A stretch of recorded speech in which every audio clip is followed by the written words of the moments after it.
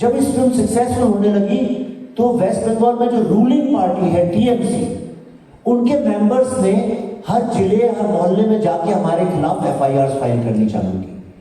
और वहां नमस्कार दोस्तों, आपका बहुत बहुत स्वागत है एनएस मीडिया यूट्यूब चैनल में। आज यहाँ पर दिल्ली में प्रेस कॉन्फ्रेंस हो रही है Vivek Agnihotri, Pallavi Joshi, starrer the Bengal files की। जैसा कि हम सभी को पता है कि विवेक अग्निहोत्री इससे पहले भी एक मूवी लेकर के आए थे, कश्मीर फाइल्स और द ताशकंद फाइल्स।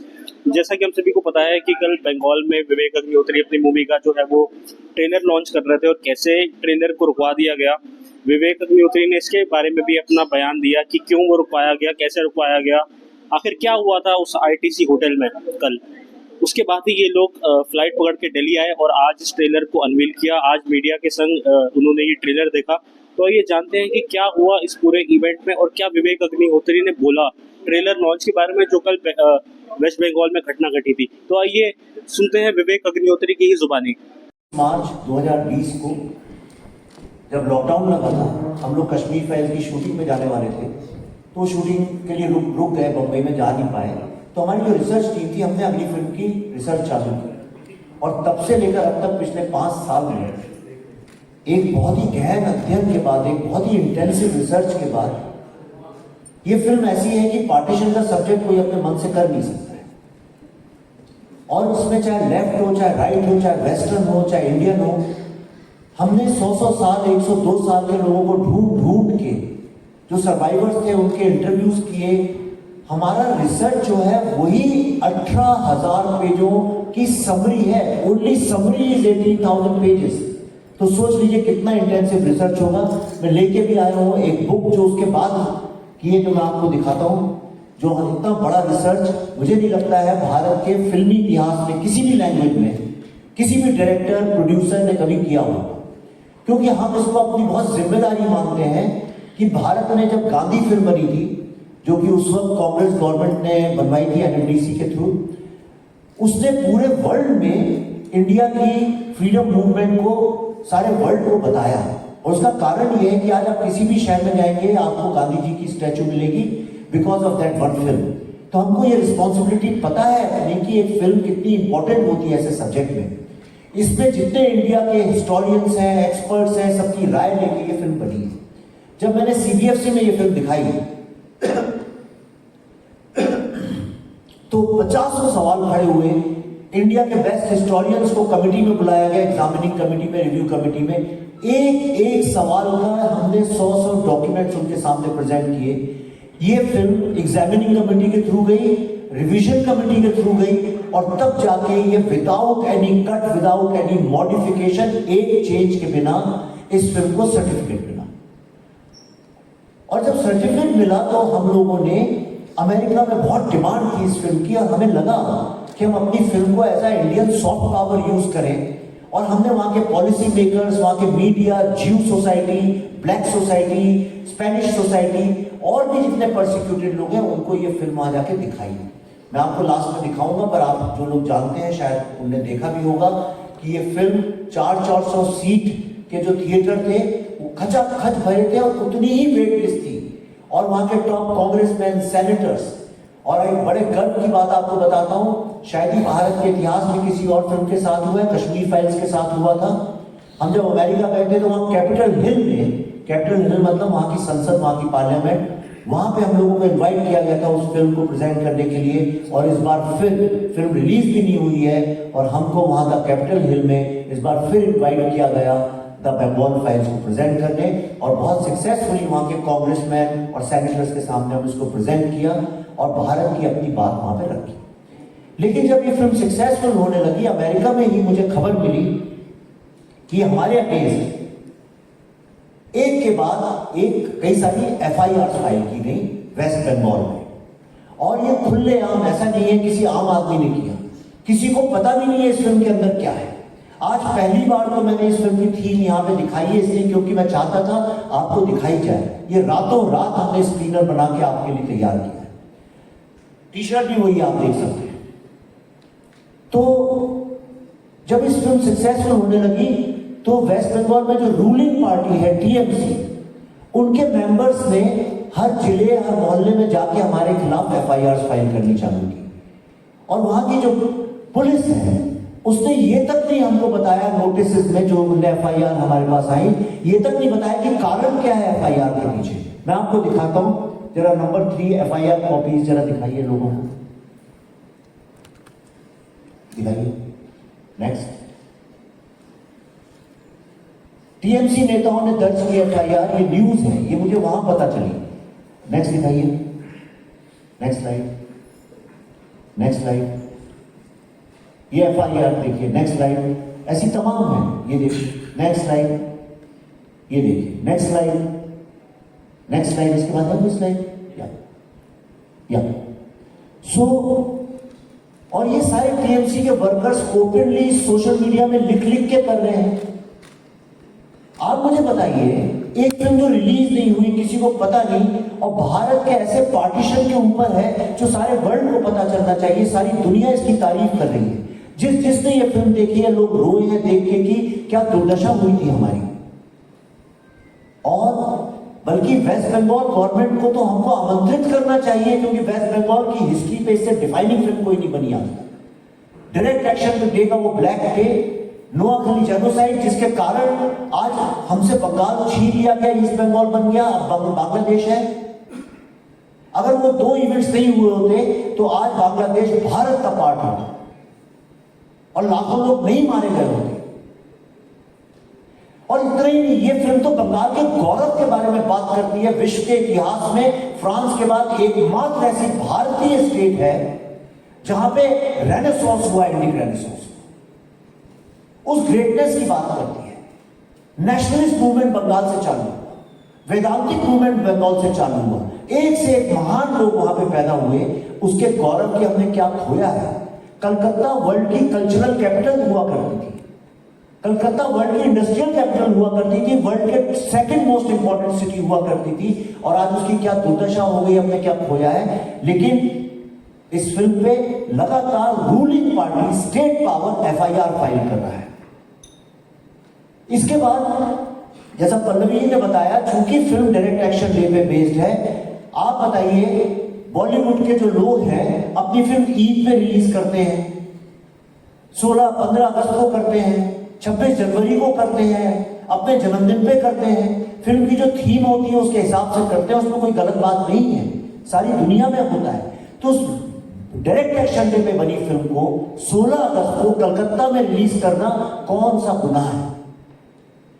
और आपने आज तक कभी, आप सब मीडिया में हैं, कभी किसी ट्रेलर को आप लोगों ने आज तक सिनेमा हॉल के अलावा कहीं और देखा नहीं हो। सारे ट्रेलर सिनेमा हॉल में लॉन्च किए जाते हैं। मैं आज इतने साल मेरा करियर हो गया, मेरी हर फिल्म का ट्रेलर सिनेमा हॉल में लॉन्च हुआ है, कहीं और नहीं होता है। तो हमने भारत की एक बहुत बड़ी multiplex chain, number 1 multiplex chain के थिएटर में, वहां पे एक बहुत बड़े मॉल में, वहां पे हमने बुक किया और 16 अगस्त को हम वहां पे लॉन्च करने वाले थे। हमारे पास सारी परमिशन थी, हमारी टीम वरना जाती क्यों वहां पे।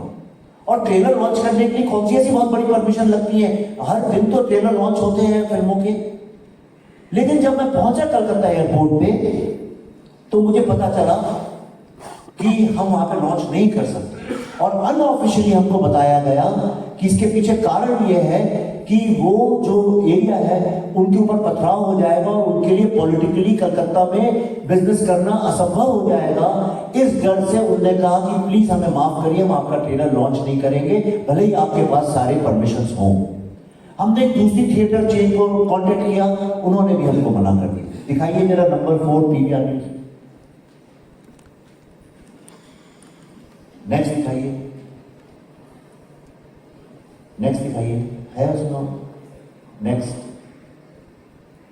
तो ऐसी बहुत सारे हैं, तमाम न्यूज ही पूरी सब जगह आप ही लोगों ने लिखी है। पर मैं भी हारने वालों में से नहीं हूं, डरने वालों में से नहीं हूं। और एक फिल्म मेकर का, एक क्रिएटिव आदमी का, एक कवि का, एक थिएटर वाले का, एक लेखक का, फिल्म मेकर का कर्तव्य होता है, मीडिया वालों का, कि फ्री स्पीच के अगेंस्ट लड़ाई लड़े। और आप जानते हैं मेरा पूरा करियर मैंने फ्री स्पीच के अगेंस्ट बहुत लड़ाई लड़ी है। तो हमने कहा हम इसको करेंगे। आईटीसी सोनार, आईटीसी रॉयल, जो कि कलकत्ता का हेरिटेज होटल है और भारत की नंबर 1 चेन है, उनसे अधिक प्रोफेशनल ताज ग्रुप और आईटीसी इंडिया के सबसे ज्यादा प्रोफेशनल होटल चेन्स है।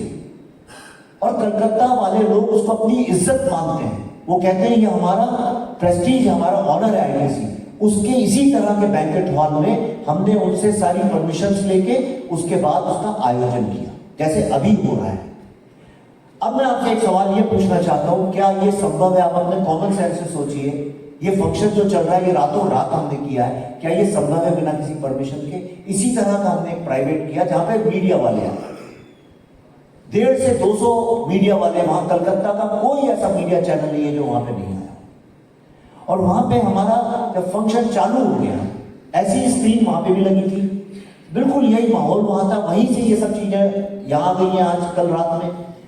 तो जब हमने शुरू किया, सब कुछ हुआ, बातचीत हुई, भाषणबाजी हुई, और जब ट्रेलर चलाने का वक्त आया, जैसे ही ट्रेलर को ऑन किया गया, आईटीसी के जो मैनेजर थे उन्होंने ऐसे ही जगह की, बिल्कुल जैसा यहाँ आप देख रहे हैं, वहां आके वो खड़े हो गए। उन्होंने बोला ये ट्रेलर नहीं चल सकता है। उनसे पूछा गया कि भाई क्यों, अभी अचानक क्या हो गया? अच्छा, उन्हीं की प्रेजेंस में, उन्हीं के सुपरविजन में, मेरी आंखों तक, मैं अपनी आंखों की बात बता रहा हूं, रात भर ये लगता है, आप सब जानते हैं, ट्रायल्स होते हैं, टेस्ट होते हैं, 25 बार चलता है। जब मैं वहां पे गया तो मैंने कहा जरा साउंड आउट मुझे चेक करा दो, और जब मैं साउंड चेक कर रहा था, वही मैनेजर साहब मेरे साथ खड़े हुए थे, कहते सर चाय पी लीजिए, कुछ कर लीजिए, समथिंग लाइक दैट, वही खातिरदारी में लगे हुए थे। और उन्हीं की प्रेजेंस में सब कुछ हुआ, उन्हीं के सुपरविजन में हुआ, उनकी सारी सिक्योरिटी वहां थी, उनकी सारी टीम वहां पे थी, हमारी इतनी बड़ी टीम थी। आप मुझे खुद बताइए कि कैसे संभव है कि इतना बड़ा मीडिया और सब कुछ पहुंचे अगर किसी को प्रॉब्लम हो।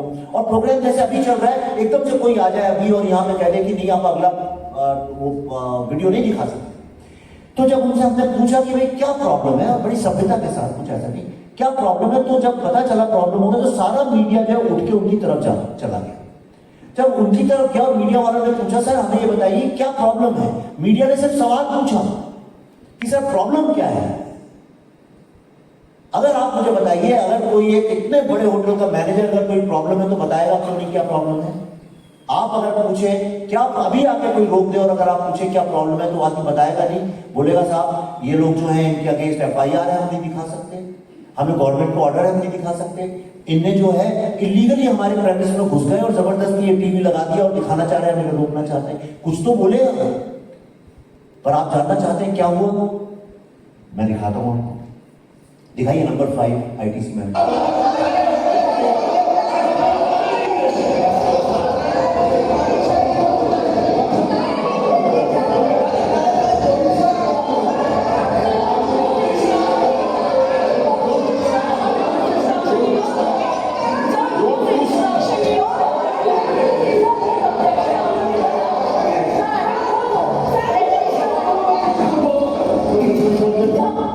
और इस तरह से मैनेजर साहब भाग गए। बाद में मुझे उन्हें जो पता चला मैं आपको बाद में बताऊंगा। पर उसी दिन सुबह मुझे खबर आई थी कि बहुत सारे टीएमसी के मेंबर्स और पुलिस आने वाली है और हमारा प्रोग्राम किसी भी तरह से पॉसिबल ही नहीं होगा चला पाना। और ये लोग सुबह से सोशल मीडिया में लग रहे थे। अगर आप लोग थोड़ा रिसर्च का शौक रखते हो तो आप जाके चेक कर सकते हैं, आजकल तो बड़ा इजी है उसको सर्च करना। आप देखिए उस दिन सुबह लगातार सब लोग लिख रहे थे कि आप ये प्रोग्राम कर ही नहीं सकते, हम आपको चैलेंज करते हैं, होने ही नहीं दिया जाएगा। मैंने बहुत लाइटली लिया। हमें ये लगा कि उस शाम को हम लोग शहीद मीनार जाने वाले थे, जहां से सुहरावर्दी, जिनको बुचर ऑफ बंगाल बोला जाता है, जो चीफ मिनिस्टर थे उस वक्त बंगाल के, उन्होंने भाषण दिया था और उन्होंने कहा था कि अब तो या तो डिस्ट्रॉयड इंडिया रहेगा, डिवाइडेड इंडिया, और इतने हिंदुओं को मारो कि आगे डेमोग्राफी चेंज हो जाए और मुस्लिम्स मेजॉरिटी में आ जाए, ताकि कलकत्ता जो है वो पाकिस्तान में चला जाए। तो हमने कहा उस जगह जाके वो लाखों लोग जो मरे थे उनको हम अपना ट्रिब्यूट देंगे। लेकिन तो मेरा ये शक था कि सारी पुलिस और वर्कर जो है वहां आने वाले हैं। मैं कभी सोच ही नहीं सकता था आप सपने में कि एक 5 स्टार होटल में, वो भी इंडिया के सबसे बड़े 5 स्टार होटल में, इतनी भीड़ होगी। जब मैंने बाहर देखा जाके तो पुलिस ही पुलिस भरी हुई थी, लेकिन पुलिस अंदर नहीं आ रही थी क्योंकि पुलिस अपना चेहरा नहीं दिखाना चाहती थी, वो चाहती थी होटल कैंसिल। लेकिन उसके बाद मैंने कहा कि ये हमारा राइट है and we will show the trailer. जब मैनेजर चले गए मैंने कहा ट्रेलर चालू करिए।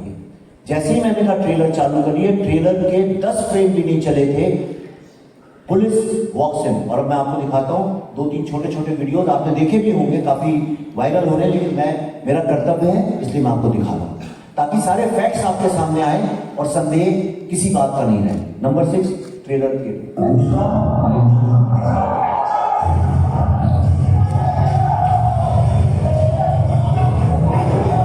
ये पुलिस वाले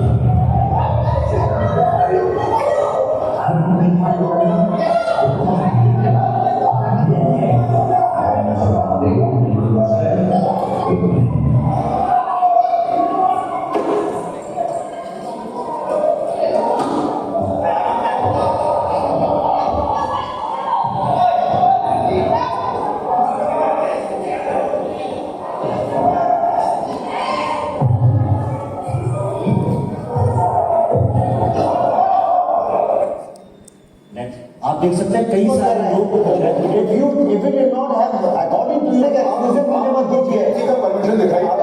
सर यहाँ पे आप सब खड़े हैं, ये पुलिस वाले खड़े हैं, सुबह से यहाँ पुलिस खड़ी है, एक शब्द नहीं बोला किसी ने। चलते हुए शो में आपके सामने इनसे सवाल पूछे मुझसे नहीं। ask him, he's the government, not me. And वो 5 स्टार ट्रेलर यहाँ चलते हुए कलकत्ता में पॉलिटिकल प्रेशर के अंदर, रुकिए, पॉलिटिकल प्रेशर के अंदर पुलिस ने यहाँ पे किया। सुबह से हजारों पुलिस यहाँ पे है, एक पॉलिटिकल पार्टी के वर्कर्स क्यों है यहाँ पे, एक फिल्म मेकर की आवाज को क्यों दबाया जा रहा है, भारत के पार्टीशन के ऊपर जो फिल्म बनी है क्यों दबाया जा रहा है। आज 16 अगस्त डायरेक्ट एक्शन डे है आज, और आज के दिन यहाँ पे हमारी आवाज को सप्रेस किया गया है। इसका सवाल इनसे पूछिए, ask him the question.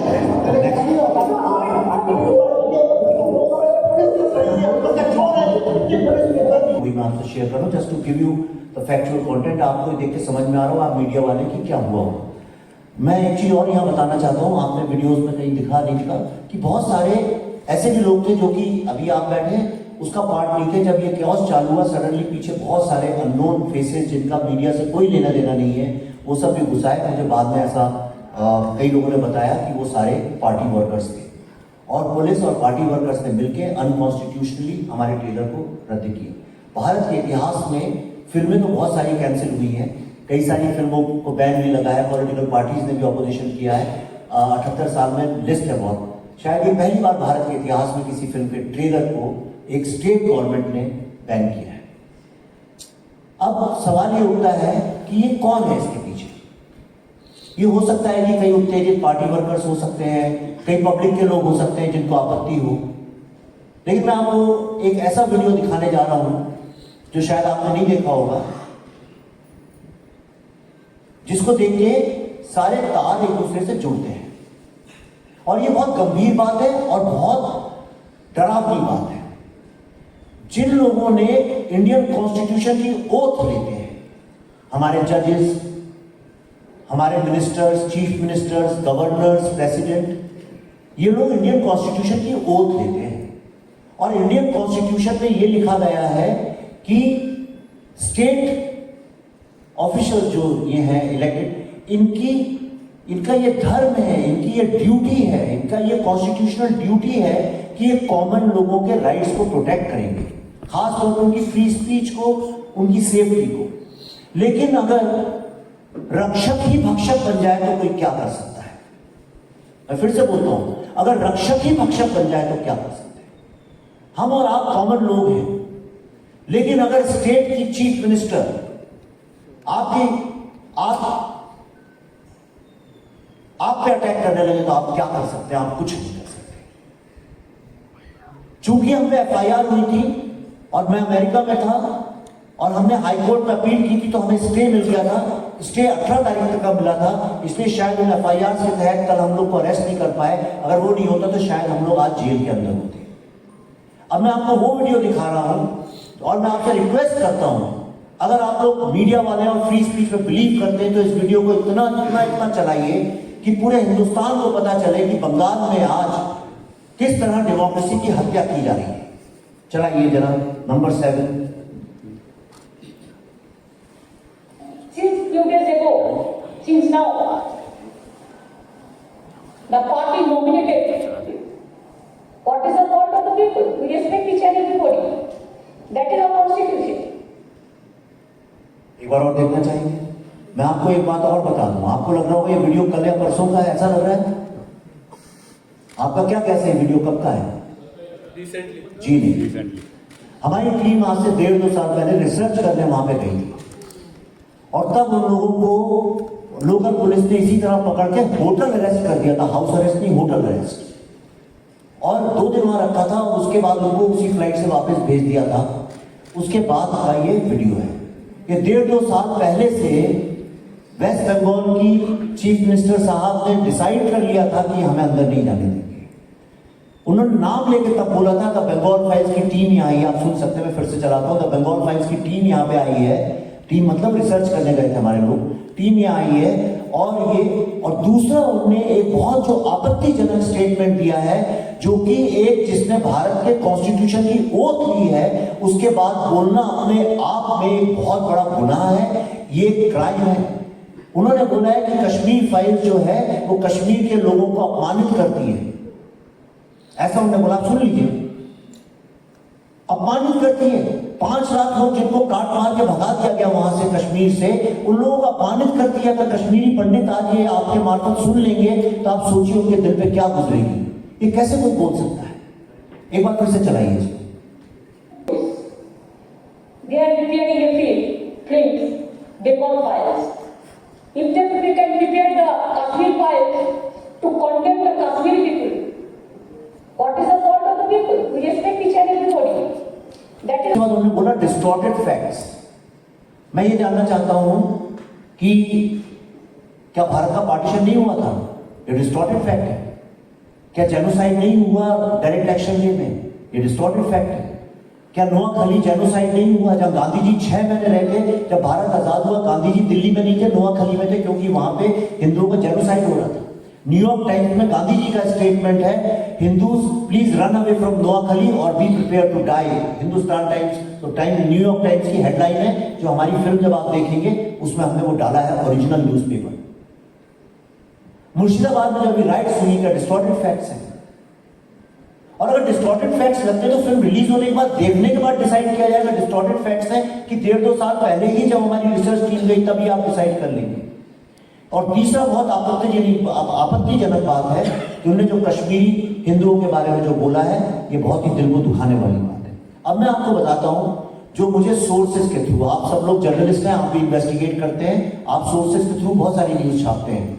हम भी इन्वेस्टिगेटिव फिल्म मेकर्स हैं, हमारे भी बहुत सारे सोर्सेज हैं। हमें बहुत ही reliable, more than reliable sources, in fact from the horse's mouth मुझे ये पता चला है कि आपत्ति क्या थी उस ट्रेलर में। तो मैं आपको बताता हूं, सबसे पहली आपत्ति, जो सबसे बड़ा प्रॉब्लम जो था, जिसके कारण कि हम पे अटैक किया गया, दिखाइए नंबर 1। ये ट्रेलर में जो ये लाइन है, ये हमारा ट्रेलर दिखाने के पहले, चूंकि जब ट्रायल चल रहे थे उसे देखा गया था, तो ये बोला गया था कि इसको हटवाओ इसमें से। सवाल ये उठता है, सारी दुनिया में क्रिश्चियन हिस्ट्री पे फिल्म बनती है, इस्लामिक हिस्ट्री पे फिल्म बनती है, बुद्धिस्ट हिस्ट्री पे फिल्म बनती है, जीव हिस्ट्री पे फिल्म बनती है, और उन लोगों को काफी रिस्पेक्ट की जाती है। भारत में हिंदू हिस्ट्री पे, पूरे वर्ल्ड में एक ही कंट्री है जहां पे हिंदू रहते हैं, हिंदू सिविलाइजेशन है।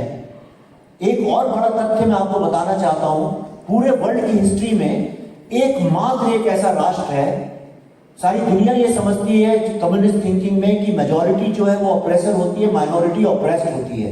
किसी भी हालत में आप जाएंगे वेस्टर्न वर्ल्ड में ये माना जाता है कि जो लोग मेजॉरिटी में है वही ऑप्रेसर है, वही लोग गुनाह करते हैं, और माइनॉरिटी हमेशा विक्टिम होती है। लेकिन हिंदुस्तान एकमात्र ऐसा राष्ट्र है जहां पे मेजॉरिटी गुलाम रही और माइनॉरिटी ने उस पर रूल किया, उसको परसिक्यूट किया, उसको गुलाम बनाया।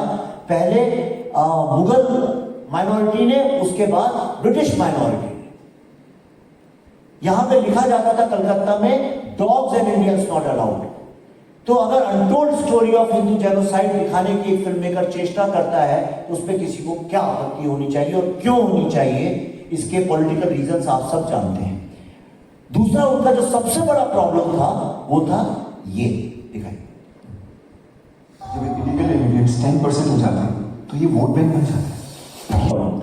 लेकिन आप जो भी बंगाल जाते हैं रिपोर्टिंग करने, बंगाल में आप बच्चे से पूछ लीजिए, खुद जाके देख लीजिए, demography change in Bengal is a reality. एक नेचुरल डेमोग्राफी चेंज होती है। अगर यहाँ पे समझिए कुछ यूपी के लोग आके अगर किसी कॉलोनी में धीरे धीरे बसते जाएं, वो एक नेचुरल डेमोग्राफी चेंज होती है। काम ढूंढने बिहार के लोग कैसे आते हैं, लेकिन जब स्टेट गवर्नमेंट खुद डेमोग्राफी चेंज को सपोर्ट करे और एम्पावर करे, तो ये एक सीरियस इंटरनल सिक्योरिटी की कंसर्न होता है।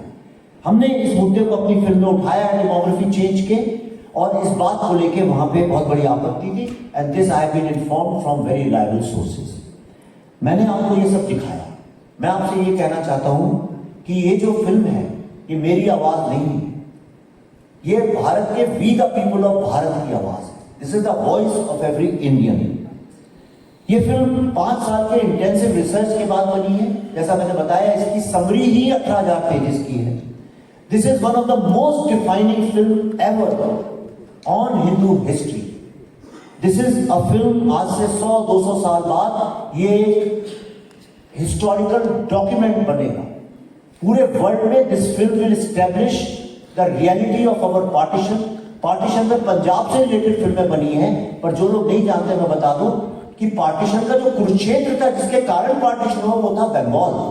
बंगाल एकमात्र ऐसी स्टेट है जो 2 बार डिवाइड हुई। 1905 में हिंदू बंगाल देन मुस्लिम बंगाल, और उसके बाद 1947 में फिर से हिंदू बंगाल एंड मुस्लिम बंगाल। मैं एक सवाल ये पूछना चाहता हूं, 2 सवाल पूछना चाहता हूं। Why should Hindu history be banned in Hindustan? दूसरा सवाल मैं ये पूछना चाहता हूं, एक स्टेट जिसका नाम है वेस्ट बंगाल, क्या वहां 2 कॉन्स्टिट्यूशन चलते हैं? सीबीएफसी एक कॉन्स्टिट्यूशनल बॉडी है।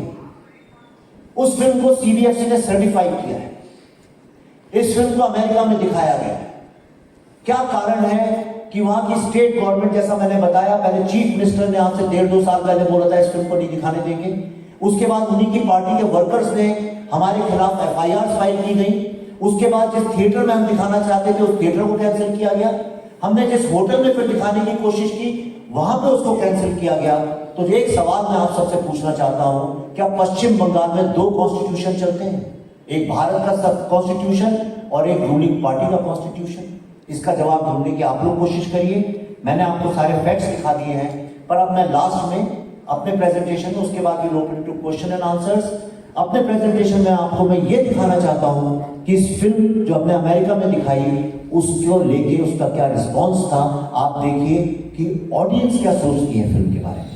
Please play that. Ladies and gentlemen, we are getting